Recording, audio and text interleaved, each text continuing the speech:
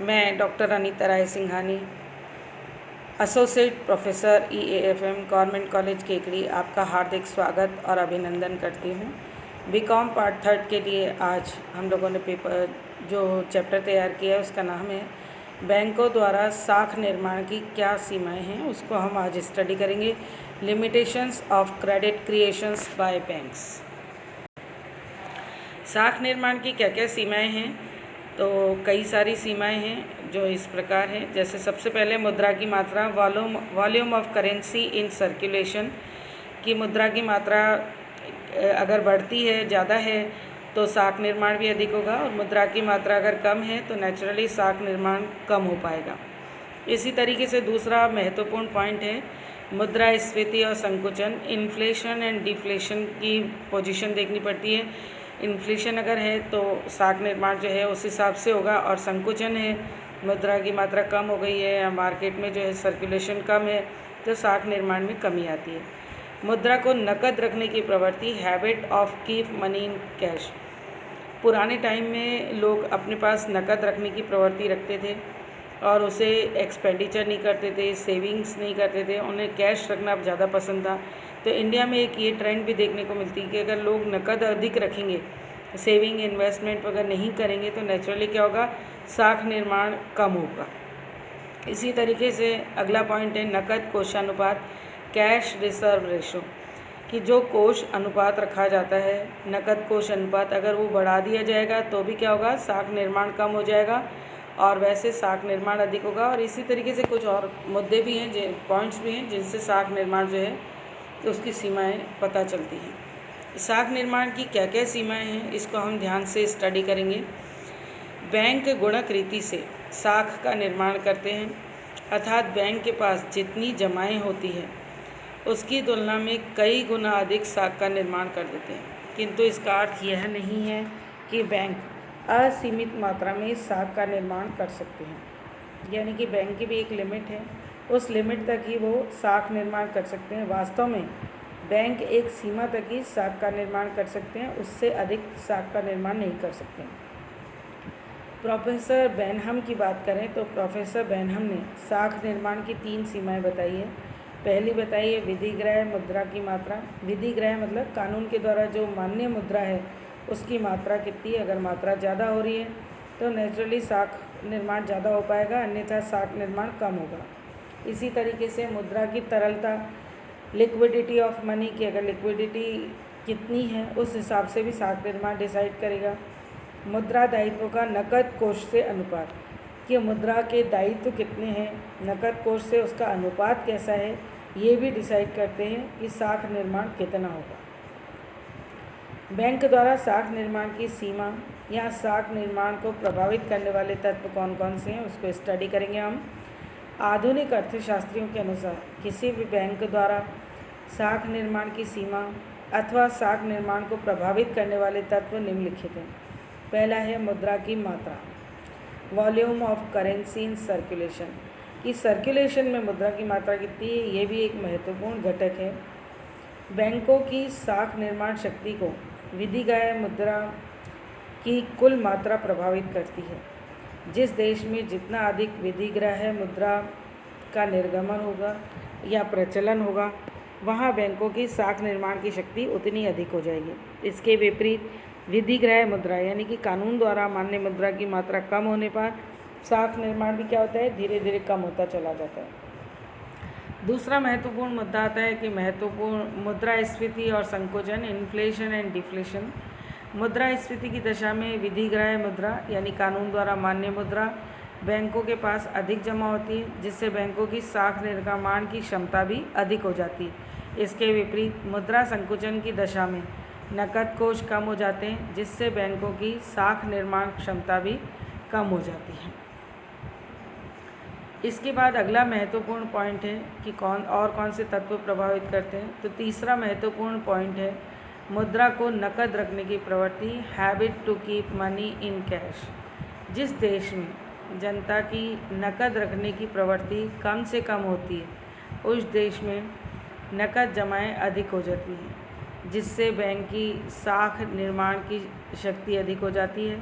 इसके विपरीत जिन देशों में जनता अपने पास अधिक से अधिक मुद्रा रखती है वहाँ बैंक में जमाएँ कम होती है और साख निर्माण की दशाएं भी कम होती है। ये एक चक्र होता है कि लोगों के द्वारा जो है बचत की जाती है, बचत से जो है पूंजी निर्माण होता है और पूंजी निर्माण से साख का निर्माण होता है और साख निर्माण से जो है देश का आर्थिक विकास अधिक होता है। तो अगर हम चाहते हैं कि देश का आर्थिक विकास अधिक हो, साख निर्माण की प्रवृत्ति बढ़े, तो नकद की जगह पे अगर लोग डिपॉजिट करते हैं अमाउंट, तो उससे जो है साख निर्माण अधिक होगा। अगला महत्वपूर्ण पॉइंट है नकद कोषानुपात, cash reserve ratio.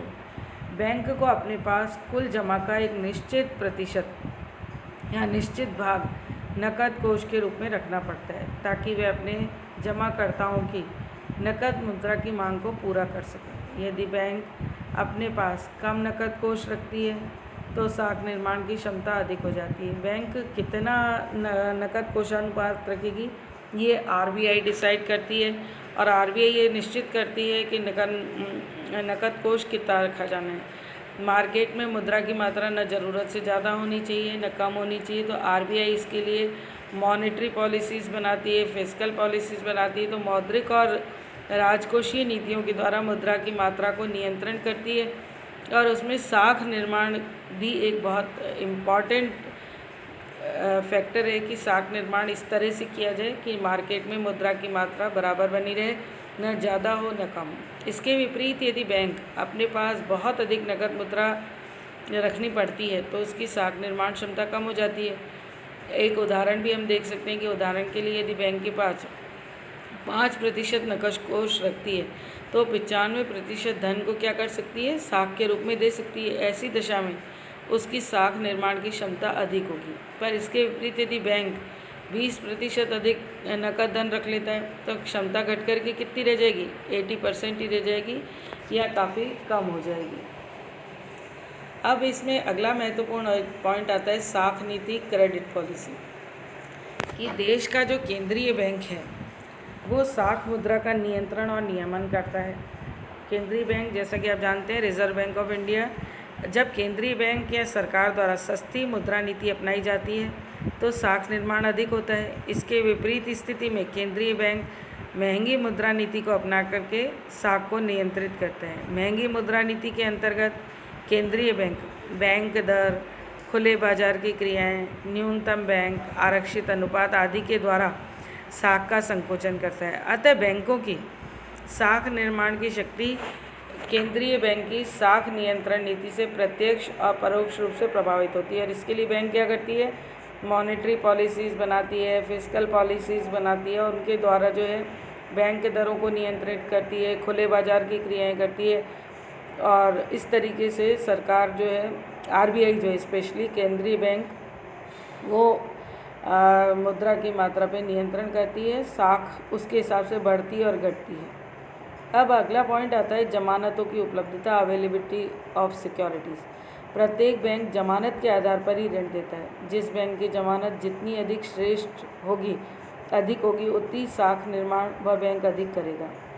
Professor Crowther के अनुसार वस्तुतः बैंक उसी समय ऋण देता है जबकि उसे अच्छी प्रतिभूतियाँ या संपत्तियाँ जमानत के रूप में मिलती है। तो क्राउथर ने भी इस बात को माना है कि बैंक ऋण कब देता है, जब उसको अच्छी प्रतिभूतियाँ मिलती है या संपत्तियाँ जमानत के रूप में मिलती है, तो वो क्या करता है, उस समय ऋण अधिक देना पसंद करता है। इसी तरीके से शेयर्स की बात अगर करें, प्रोफेसर शेयर्स ने ये बताया है कि बैंक अपनी मुद्राएं तत्काल किसी को भी नहीं देते हैं, बल्कि केवल उन्हीं को देते हैं जो बैंक को इस प्रकार की संपत्तियां प्रस्तुत करती है जिन्हें बैंक आकर्षक समझता है या बैंक को लगता है कि इसमें रुपया डूबने की संभावना नहीं है, तो वो क्या करता है, ऐसी जगहों पे ऋण देता है या ऐसी जगह पे सिक्योरिटीज़ के लिए या संपत्तियों के लिए लोन देता है और इस तरीके से क्रेडिट अधिक हो जाती है। इसके विपरीत यदि जमानत नहीं होती है तो वो क्या करता है, साख का कम निर्माण करता है या लोन कम देता है। अगर उसे लगता है कि इसमें प्रॉफिट होने की संभावना नहीं है या पैसा डूबने का खतरा है तो वहाँ पे वो पैसा नहीं लगाता है बैंक। अगला महत्वपूर्ण पॉइंट है व्यापार और उद्योग की प्रगति।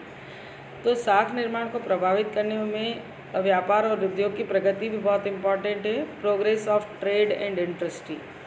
जिस देश में उद्योग और व्यापार का जितना अधिक विकास होगा, वहाँ के उद्योगपति, व्यापारी, अन्य लोग उतनी ही अधिक साख की मांग करते हैं। अतः वहाँ बैंकों की साख निर्माण क्षमता अधिक होती है। इसके विपरीत उद्योग और व्यापार की कम प्रगति होने पर साख की मांग कम रहती है, जिससे साख का निर्माण कम होता है। इसी तरीके से केंद्रीय बैंक के पास बैंकों के सुरक्षित कोष, रिजर्व, कैश रिजर्व्स और बैंक्स विद सेंट्रल बैंक। प्रत्येक देश में केंद्रीय बैंक यानी कि RBI संबंधित बैंकों की मांग जमा और समय जमा तथा चालू और निश्चितकालीन जमाओं का एक भाग सुरक्षित कोष के रूप में अपने पास रखता है। केंद्रीय बैंक द्वारा यदि अधिक मात्रा में सुरक्षित कोष अपने पास रखा जाता है तो व्यापारिक बैंकों की साख निर्माण क्षमता कम होती है। कारण यह है कि अधिक मात्रा में सुरक्षित कोष रखने से बैंकों की तरलता कम हो जाती है, तो वो लोन कम दे पाती है, तो इस कारण जो है उनकी साख निर्माण की क्षमता क्या होती है, कम हो जाती है। अगला महत्वपूर्ण पॉइंट है कि प्राथमिक जमाओं की मात्रा, वॉल्यूम ऑफ प्राइमरी डिपॉजिट। यहाँ हम सबसे पहले बात करेंगे प्रोफेसर कीन्स की कि उनका ये मानना है बैंक साख निर्माण शक्ति उनकी प्रारंभिक जमाओं की मात्रा पर निर्भर करती है। यदि प्रारंभिक जमाएँ अधिक हैं तो बैंकों की साख निर्माण शक्ति अधिक होती है। इसके विपरीत प्रारंभिक जमाएँ यदि कम होती हैं तो बैंकों की साख निर्माण की शक्ति भी क्या होती है, कम हो जाती है। 10वां महत्वपूर्ण पॉइंट है कि अन्य बैंकों की साख निर्माण नीति, credit policy of other banks, कि देश में काम कर रहने वाले प्रत्येक बैंक अपनी साख निर्माण नीति का निर्धारण अन्य बैंकों की साख निर्माण नीतियों के आधार पर ही करता है। यदि कोई बैंक अन्य बैंकों की नीति का अनुसरण नहीं करता तो वह असफल हो जाता है। तो इनको कोऑर्डिनेशन रखना होता है कि सारी बैंकें मिल करके आपस में इस तरह की पॉलिसी बनाएं, एक रूपता उसमें होनी चाहिए ताकि कंज्यूमर भी उससे जो है अट्रैक्ट हो सके और ये भी अधिक से अधिक साख का निर्माण कर सके। अगला महत्वपूर्ण पॉइंट है आर्थिक विकास का स्तर, लेवल ऑफ इकोनॉमिक ग्रोथ। आर्थिक विकास की दर उच्च है, निम्न है, मध्यम वर्गीय, किस तरह की दर है, आर्थिक विकास का स्तर किस तरह का है, उससे साख निर्माण के तत्व प्रभावित होते हैं।